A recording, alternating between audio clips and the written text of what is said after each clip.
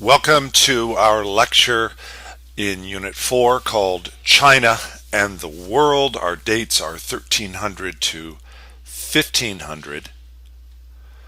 You see a photograph, a relatively recent photograph, showing the city wall, the historical city wall of Nanjing, China. Nanjing was China's southern capital during the Ming Dynasty period, which overlaps with the period that we're going to be discussing in this lecture. A beautiful pagoda, as you see, rising above the fortified city wall of Nanjing, a historical capital of China.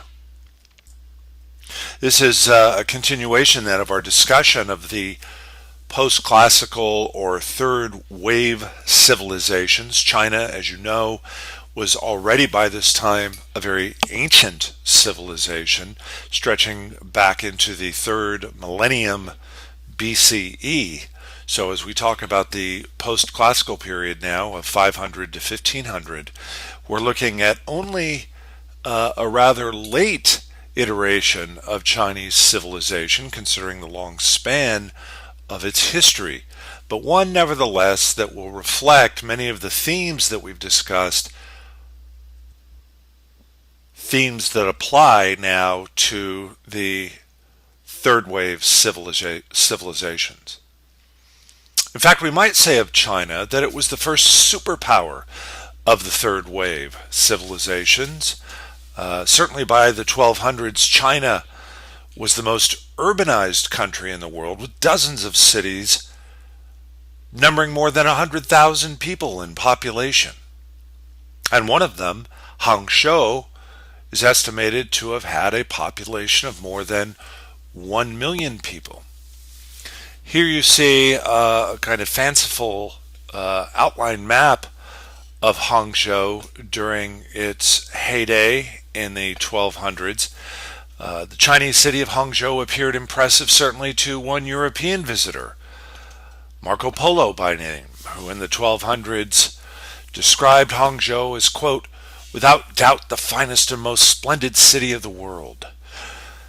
There are said to be 13,000 bridges," Polo exclaimed, "mostly of stone. Vast are the number of those accustomed to dainty living, to the point of eating fish and meat at one meal."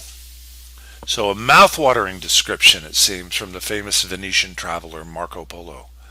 Himself a man of business, he could certainly appreciate the buzz of commerce and the active business exchanges that took place in this remarkable city, Chinese city, on a daily basis. China's economic revolution, you might say, made it the richest country on earth by the 1200s.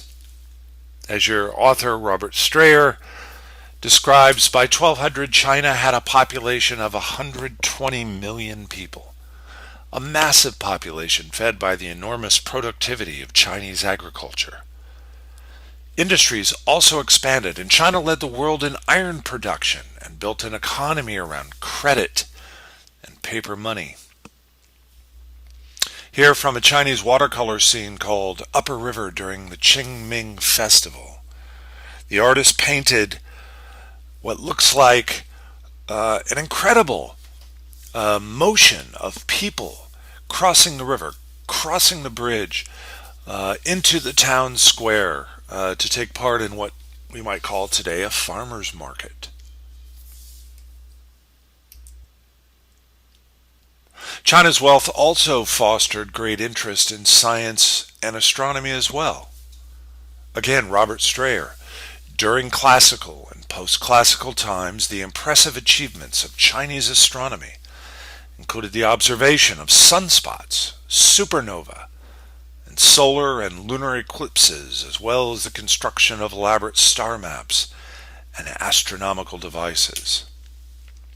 So a rich tradition of astronomy and celestial observation by the Chinese, even in the pre-telescopic age, which will come in the 16th century with Galileo's famous telescopic device.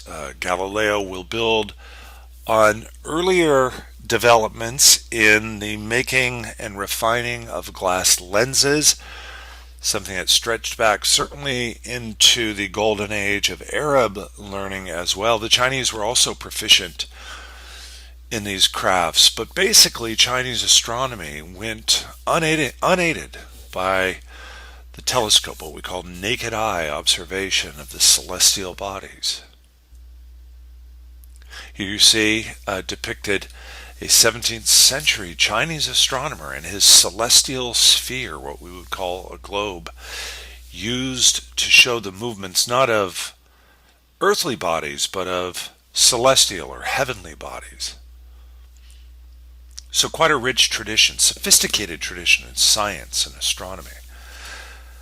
Quite a long tradition of invention as well, one might say, of Chinese history, and it was the Chinese invention of paper and printing during the post-classical era that aided in the recording of scientific observations, but all kinds of observations, really. Here is the famous Diamond Sutra, a Buddhist work, thought to be the earliest surviving printed work still extant. That is, from the 9th century. Older works, manuscript works on vellum or animal hides or other materials dating back even to the period before the Common Era exist, of course. But a printed work on paper, this is thought to be the oldest still existing.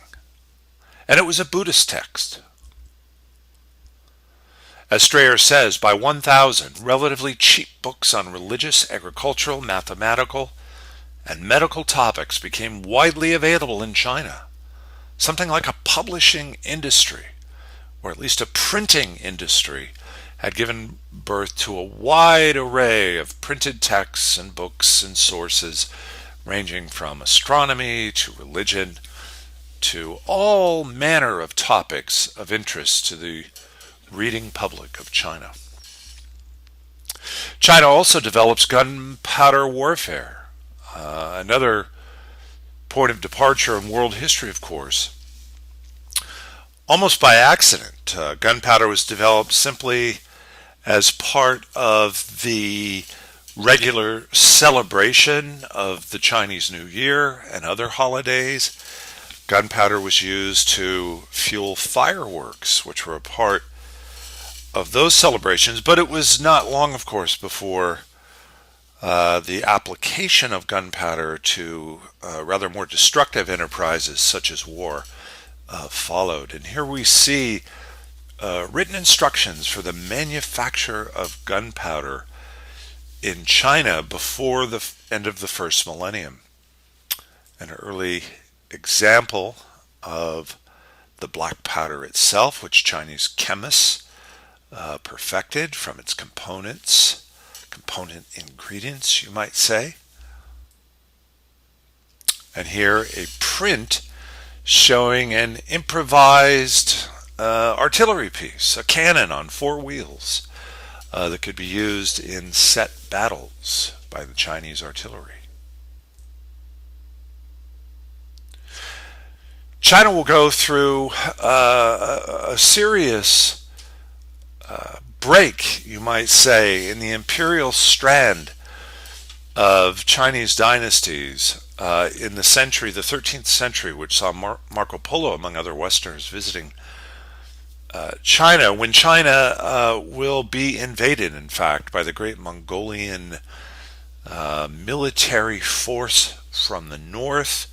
The Mongols, the people of the northern steppe, will conquer China in the 13th century, in the 1200s, and install on the throne of the Chinese emperor a Mongol prince who will rule China until the Mongols are driven out in the mid to late 1300s. So it's following, and we'll discuss the Mongols in the next lecture, but it is following the period, the interim period of Mongol rule in China. Following that period, that a new Chinese dynasty comes to power, calling itself the Bright or Shining Dynasty. We know it as the Ming. And after destroying the Mongol palaces of Kambaluk, that is, of Beijing, city of the Khan, as it was known under the Mongols, it is the Ming Emperor Hongwu who proclaimed the birth of a new family dynasty, the Ming Dynasty, in 1368. And here is Hongwu, as he is depicted in his imperial robes, on his imperial carpet sitting on his imperial throne. This was all about Chinese, the emphasis of all things Chinese, a kind of return to Chinese patriotism, you might say, or at least imperial patriotism, which announces to the world that once again a Chinese emperor sits on the dragon throne. This also hailed the return of China as the Zhongyuo, or what the Chinese termed the Middle Kingdom, as if all the peoples of the world were on the periphery of Chinese central place. The imperial throne, known as the Dragon Throne, is therefore also restored following the Mongol reign, and it is the Ming dynasts who then reclaim that very ancient title. A surge of Chinese patriotism demanded, in fact, that the ancient tributary system be restored. This was the means whereby foreign emissaries and diplomats and visitors would arrive in China, pay homage to the Chinese emperor, very delicately, of course, never approaching too closely and in accordance with strict ritual, including the bowing before the emperor and the tapping of one's forehead 3 times on the ground as a symbol of subservience and loyalty and fealty to the Chinese throne. That tradition of tapping one's head on the ground, by the way, is known as the kowtow in China. And that word kowtow survives into our own lexicon. Today it means to be subservient, to kowtow. Here you see a Chinese silk image showing a watercolor on silk showing foreign diplomats traveling to China, recognizable by their flags of their various homes, traveling to China to pay homage to the emperor and to kowtow before the emperor. This was the tributary system, and what it did was that it garnered for China once again recognition as the central player in the globalizing influences of Asia. These acts of homage, these paying of nominal taxes by foreigners, really won for them the recognition of China as trading partners, and even a bit of military protection when called upon. And it was essential to the legitimacy of the Ming Empire that it project its power now across the world. And the early Ming Emperor Hongwu announced a grand vision of maritime travel. And it was his son and successor, the third Ming Emperor, Yongle, or as the Chinese would have called him, Yongle, who reigned from 1402 to 1424. It was the Emperor Yongle who carried out Hongwu's vision of global prowess and prestige. And this brings us then to Ming China and the world.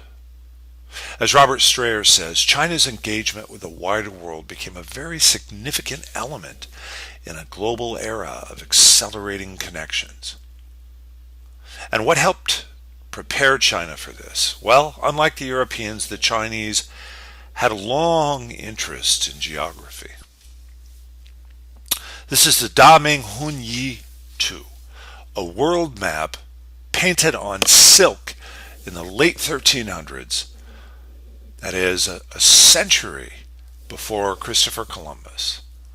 The late 1300s, during the early Ming Dynasty period, showing China at the center, of course, this whole region here representing China, the Middle Kingdom, the ethnocentrically framed Middle Kingdom, but also along the periphery, showing a surprising detail and knowledge of Eurasian geography, though it seems proportionally too small, the Mediterranean Sea, the African continent,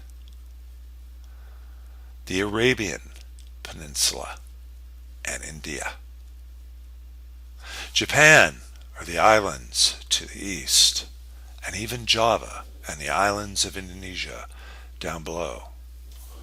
So, although the proportions seem wrong, or at least seem to defer to Chinese ethnocentric and imperial self-image, you might say, nevertheless, as known places, this world map far outstrips anything that Westerners had at the same time, especially Europeans, whose maps, by comparison, seemed almost cartoonish. And so, yeah, the Chinese had a long-running interest in geography, and they developed impressive navigational technologies to explore, including the magnetic compass, which started out as a fortune teller's device, but was then adopted by sailors to offer a constant compass bearing, and directional charts that might point Chinese navigators in the right compass points to find the places, even at open sea, when sight of land was lost, to find the places toward which they were tending. Yongle understood that size would matter, that this treasure fleet, as it came to be called, would have to be the largest ever if it were to make a sufficient impression upon the world's peoples.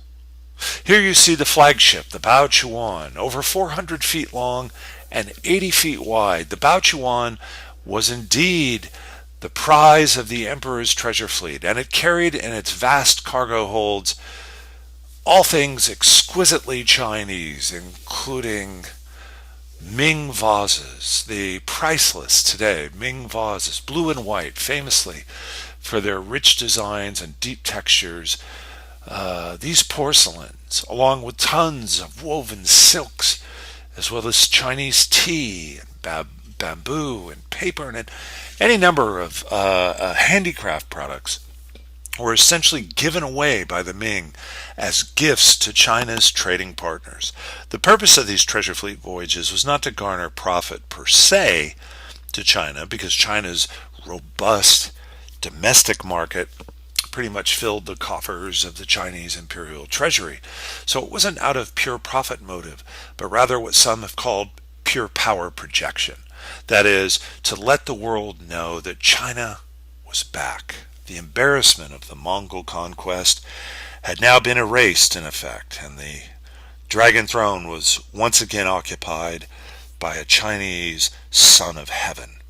And he was the commanding figure who could control and charter these fantastic voyages. These 7 treasure fleet voyages, 7 total, ultimately would imprint upon the Indian Ocean and the shores that surrounded it the unmistakable imprint of Chinese wealth and Chinese sophistication without having to fire cannon and to wage war. Now, the Chinese will intervene in local disputes. They will clear the Straits of Malacca, for example, of various pirates, and they will intervene in a land war or two.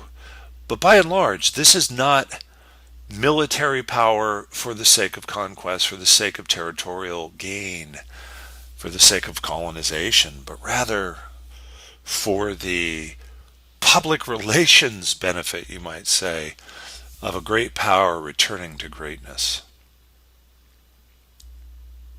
The ships which sail the southern sea are like housed, said one astonished visitor, an observer of the treasure fleets. When their sails are spread, they are like great clouds in the sky. And it's true, the sails were made from red silk. You can imagine, woven with red silk, these enormous vessels with their red silk sails made a deliberate and unforgettable impression on all who saw them. The sails spread out in a fan shape from stem to stern, which improved not only the area for catching the wind, but also enhanced the sense of enormous size. Kind of optical feat. And even the admiral of the treasure fleets himself seemed a giant rather than a man. Yongle had picked his longtime military servant, the Admiral Zhang He, to command these treasure fleet voyages. And it was said of Zhang that he himself stood over 7 feet tall and over 300 pounds, a physically commanding presence to lead the greatest fleet of wooden sailing vessels in history. And of course, it demonstrated that China was a master of the sea, a mastery of what they called the Western Sea or the Indian Ocean. And you can see here on the map from their base, say in Changshu, along the Chinese coast and the South China Sea to Macau and Taiwan, to the coastal reaches of Annam and Champa, what is now Vietnam, to the Spice Islands of Indonesia, through the Straits of Malacca, and into the Bay of Bengal. The Bay of Bengal, which was rich with trading possibilities here along the coasts of India and Ceylon, to the great pepper trade of western and the Malabar coast of Calicut and Cochin, along with fabulous textiles, Indian cotton textiles. To this day, we still refer to calicos as a certain kind of cotton textile which come from Calicut, the trading mecca of western India. Future voyages would find their way all the way to the Persian Gulf and the point here of Hormuz, a great trading island that also drew upon the Silk Road trade. It would have been interesting, I think, to sail to Hormuz by sea, only to find Chinese products already for sale in the merchant stalls that had arrived overland via the Silk Road's trade. The Arabian coast, from Oman and Yemen all the way to Mecca. One of the expeditions, I believe it was the 6th, will send a traveling party to visit Mecca and to observe the qualities of the Islamic peoples and their faith. Not to mention the Swahili coast now of East Africa. So all of this within the grasp of the Ming treasure fleets under the command of the Admiral Zhang He from 1405 to 1433. So yes, China becomes in its own way a power to be reckoned with during the Ming. And it was mastery of the open ocean that gave China its great public relations and propaganda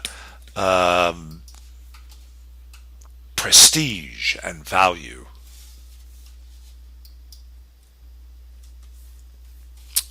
Get us back on track here. What we call peaceful power projection. Peaceful power projection. Again, not for the purpose so much of laying claim to military conquest, but simply making the outstanding impression that the China of the Ming was once again the central player of all of Asia and the Indian Ocean. Inviting tribute in return from those they visited. Among the items given as gifts to the emperor was a giraffe and other African animals, which were styled among the Chinese as celestial animals, thought to be mythical nearly. These African animals were so highly regarded by the Chinese with special reverence that the emperor ordered the construction of a special zoo in Beijing so that the public might come see them. The treasure fleet voyages encouraged cultural and intellectual exchange, and among those accompanying the treasure fleet were teams of scholars, artists, linguists, and scientists who gathered an immense amount of information about the larger world beyond China and the foreign peoples who resided there.